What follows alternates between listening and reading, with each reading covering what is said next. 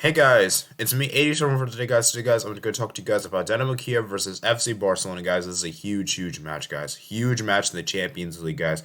Barcelona's hopes are lying on this match, and this is the match that is the easiest for us right now, guys. Because with victory over Dynamo Kyiv, guys, we have basically eliminated Dynamo Kyiv from the Champions League. Basically, they will finish the bottom of the group, and that is going to be basically between us and Benfica for that second place spot. And I guess you could technically say Bayern, but let's be real, it's really between us and Benfica, right?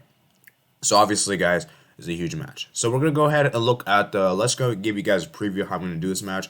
Video. Basically, we'll be looking at the insights. We'll look at Dynamo Kyiv, how they've been doing in their own respective league, and we'll talk a bit about them, and then we'll see who's injured, who's currently out injured for them, and who's available, that kind of stuff. And then we'll also look at the squad list that FC Barcelona put out today on their official Twitter page. And then, of course, I'll give you the lineups, and then we'll obviously we'll look at head-to-head between the two teams, and then we'll give a little prediction there at the end. So hope you guys do enjoy that. So let's go ahead and start with the first one here. Is that Dynamo Kyiv won only one of their three of their last 13 previous meetings with FC Barcelona European competition, with the most recent victories coming in 1997 UEFA Champions League. All three of the wins against Calais came during the 1990s, with two of those coming in this competition, one in qualifying. Barcelona in each of the last 5 games against Dynamo Kyiv in the UEFA Champions League 2009-2021. The Catalans have kept a clean sheet each of the last 2, including a 1-0 victory in match day 3 of this season. Dynamo Kyiv's last victory against a Spanish team in the UEFA Champions League came back in March 1990, beating Real Madrid 2-0 in a quarterfinal clash. Since they have faced Spanish opponents on 11 occasions in the competition and failed to win any of them. Win all of them, draw 3, lost 8. Barcelona have scored only 1 goal in the UEFA Champions League this season, although it did come in the 1-0 victory at home to Dynamo Kyiv. This is the lowest goal total after 3 games of a single campaign in the European Cup / UEFA Champions League. Dynamo Kyiv have kept a clean sheet each of the last 2 UEFA Champions League home matches, 1-0 versus Ferencváros and 0-0 versus Benfica, and will be looking to keep 3 in a row in the competition for the first time since October 2020. Obviously, the stadium is going to be NSC Olimpijski. I'll probably butcher that name. So basically, the game is going to take place in Ukraine. The game is going to basically take place in Ukraine, guys, and you know how difficult it is for Barcelona away from home. We know Barcelona away from home. They've been a lot of times they've been very underwhelming. Now that applies a lot, especially in the knockout stage. I don't think it's really that effect in the group stage, but it's still kind of the same thing, right? So we're just going to go ahead and look at Dynamo Kyiv, how they've been doing in the league. As you can see right here, guys, they're currently in the Ukrainian Premier League. They're actually first in the league, as I said, 35 points. They're yet to lose a match, guys. 11 wins and 2 draws, and they're looking really solid indeed. Really solid indeed. And you would expect them to at least get second, okay? As far as their other competition is concerned, let's go look at the round of 16. They did beat, they won against Mariupol away from home, round of 16, Mariupol, and now they also won in the Premier League as well. So interesting, they had 2 games back-to-back there. So they're looking good, guys. They're looking really good indeed. Let's go look at the club profile. Obviously, we're going to see who's out injured. So Paul Pov is out injured. He will not be taking part of this match whatsoever. Yeah, he's expected to be back on February 1st. And then we have a lot of key injuries to the forwards. You got a return unknown. Wow, return unknown. Basically done, Supergaidi. Yeah, a lot of return unknown. So, it's interesting. Their top goal scorer is Shankovic, obviously with 9 goals. Obviously, one player to look out for. Keep an eye upon him. Carlos De Pena with 3 assists. As you can see, they did get a crucial victory against Mariupol away from home. So that's very insightful for them. And obviously, they have one of the oldest managers in Europe right now, 76 years old. Jeez, that's very impressive, to say the least. So, as you can see, obviously, there's that. So let's go ahead and look into the let's go look at the squad that Barcelona put out, their squad list. So I'm going to give you guys my squad list here, and I'm going to move my camera out of the way so you guys can see a complete picture there. So you guys, that should be fine. So let's go ahead and just look at this real quick. Okay, so we got Ter Stegen, obviously. Obviously, he was expected to make the squad list unless he had an injury relapse, which didn't happen. Dest is back. Ronald Araujo is back, guys. Guys, that is a huge positive. Huge positive to take away. Busquets, not PK, sorry. Ricky Puig, obviously PK is out, as we all know. Dembele is back, which is nice to have. It's been a while since we have Dembele when, we haven't really established the right winger position. Obviously, Depay. He's back. Depay is still there. Fati's now back, which is amazing. Demir, Neto, Coutinho, Longley, Luke de Jong, Jordi Alba, Frankie de Jong. Frankie de Jong is back, which is awesome. Mingueza, Umtiti, Eric Garcia, Iñaki Peña, Nico Gonzalez, Gavi, Balde, Alvaro Sanz. So, interesting squad list there because, as I said, let me just move this. just put it back. There we go. This is where I wanted to do. I was trying to do something else, but I think we're just going to leave it at that. Okay, so now we got that sorted. Now let's go look in the squad, the team that I think Barcelona will. This is my predicted starting line. Keep in mind, guys, this is not what I want. This is what I believe we'll see, and now I'll tell you guys what I would like to see in a bit. Okay, so let's start with goalkeeper. Obviously, I want Ter Stegen to start. Obviously, no doubt whatsoever. And then I'm actually going to stick with the 4-3-3. That's going to be kind of the trusted formation we've been going in for a lot of the times this season. And let's go ahead and start with the center back. So let's start. Obviously, Araujo needs to start this game. I know he's coming from a long-term injury, and I know some people say maybe we shouldn't rush him like this. The thing is, though, we don't really have any other great options. You know what I'm saying? Like, we don't really have any other great options. Like, do you really want to see Longley start this game? Because I really don't. Do you really want to see Umtiti?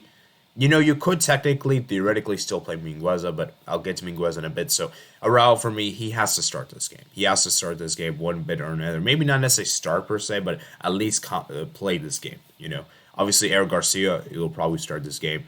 For me, I would actually put Araujo and Mingueza instead of Garcia. Just me personally, but I have a feeling we'll see Garcia. And then for the fullbacks, I think we'll see Alba in the left back position. That's pretty much a no-brainer. I would keep that as the same. And then for my right back position, I would put Serginho Dest. For me, I just feel like for me, Dest is better as a right back, not as a winger. So, you know, for me, I would put Dest back in the right back position, and yeah, I'd put Mingueza as center back. And then for me, this midfields were interesting because obviously with Frankie de Jong back, I think he has to start in the team. And then this is where things get tricky.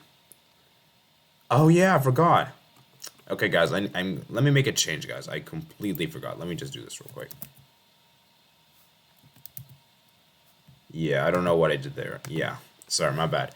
Anyways, so basically, I forgot about Busquets. Busquets has to be in the starting lineup. Obviously, Busquets and De Jong, I think, will be good. And then I'm actually going with Ricky Puig to start this game because, as I said, I think Ricky Puig for me is someone that desperately needs minutes, and we know how good we've been using Nico Gonzalez and Gavi a lot for the last couple of games. And don't get me wrong, I still think they're great players. Obviously, they are. I just think Ricky Puig needs some minutes. He needs some minutes, and I think I would like for him to start the game. Do I think he'll play the full game? Probably not. But this is what I think.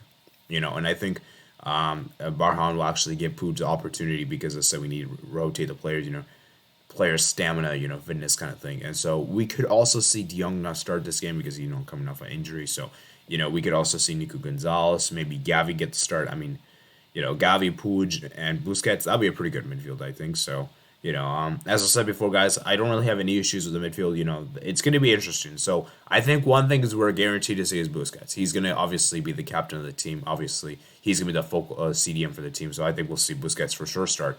But as far as other positions, a bit debatable. But I'm going to say we'll see Puig and De Jong. And then for that front three, guys, obviously we're going to see Depay on the left. I think Depay will continue to be as a left winger / a striker, I guess. And then I think we'll see Fati start. I think with with obviously Aguero going off, guys, I think Fati needs to start this game, guys. He needs to start this game. We're really limited in this position, and so I think there's no chance that Fati doesn't start. And remember, guys, he was rested from the 2 previous games because of, you know, didn't want to have any relapse with some sore. So I think Fati should be completely fine to start this game, even if he's coming off those 2 games off. And I think it was a good idea from the club to not have Fati be in the squad list whatsoever. And then obviously Dest at the right winger position. I still think that even though Dembele is back in the team, I don't really expect Dembele to start this game because he's coming from a very long-term injury. Like all these players like just got injured, it was a short injury. Okay. Dembele, on the other hand, he's coming off a 4-month injury. Remember, he got injured in the Euros. I think was it against Hungary, I want to say.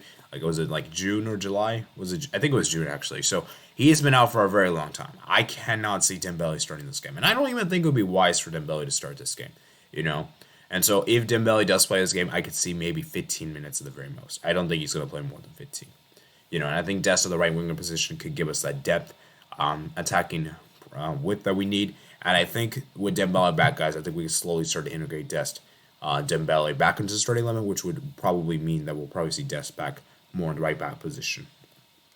So it's going to be interesting. So that is my predicted starting limit. Okay, now I'm going to give you guys what I would go with. So Ter Stegen for me, I would put in goal. And the left back, I'll put Alba. And then I would put Araujo and Mingueza. Right back, I'll put Dest.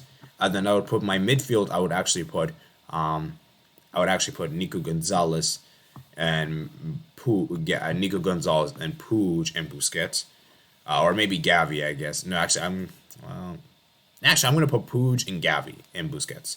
Okay, and then for my front three, I would actually put left wing Fati, Depay in the middle, and the right wing Demir. That's what I would actually go for. But I think this is what we're gonna see. Okay. Now let's go ahead and move on to the the match day thing. So let's look at this. So obviously we got here, and obviously Bouchon's another player to look out for. Keep an eye upon him. He could have a good game. Okay. You could see right there's a formation that someone has opted for. You know, a 4-4-2 diamond wouldn't be bad. I wouldn't be opposed to that, but I don't think we'll see that, if I'm being honest. But anyways, let's get back to the game.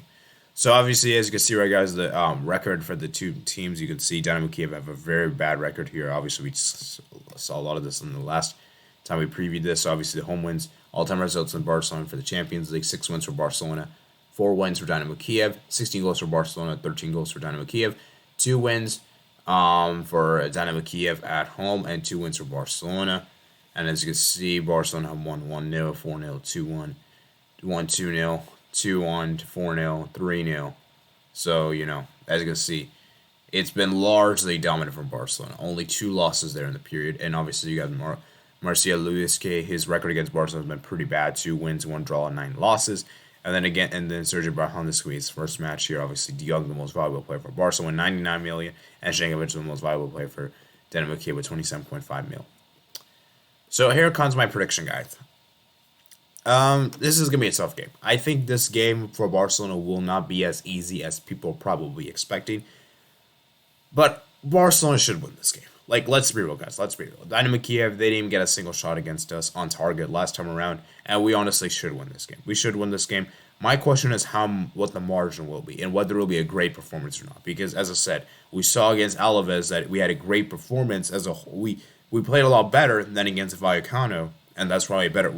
Overall, I think we saw better football, but the results still stayed the same. We still ended up drawing at home, which was pretty sad, considering they were 16th place coming into the game. I think Barcelona win 2-0. And this is going to be very tough because, as I said before, guys, Barcelona, when it comes to scoring goals, they have been really, really underwhelming in this department. They've been super underwhelming. But I think with the reintroductions of with Fati and De Jong back into the team, and I think even Dembele as well, this could add a spark to that team. And I just think that for me, these 3 players could make a difference and could help us get the 3 points that we need in Ukraine. So my predicted score is that we're going to win 2-0 on the road. I think we're going to see Fati. I think we're going to see Depay score in this game, and I think we'll also see De Jong score in this game. Actually, yeah, De Jong score. I think we'll see De Jong and Depay score, and I could see Fati getting an assist, and maybe Dest getting an assist as well. So I want you guys to comment below what you guys' thoughts on this game. As I said before, guys, we have to win this game no matter what, guys, and we have to hope that Bayern do their job and beat Benfica, which I expect them to because I think Bayern's playing at home this one. They won 4-0, goes to 0 in the reverse game, so it's gonna be interesting. I want you guys to comment below all that. Make sure you guys remember to subscribe to the channel if you're new. Make sure you guys comment, like, and subscribe. Make sure you guys check out me and my other pops. Remember, guys, we're on course for 500 subscribers right now as of recording. Guys, we're at 401, so I greatly appreciate it. Remember, guys, 500 by the end of this year, guys. So I hope you guys enjoyed the video, guys. And I'll see you guys later. Peace out.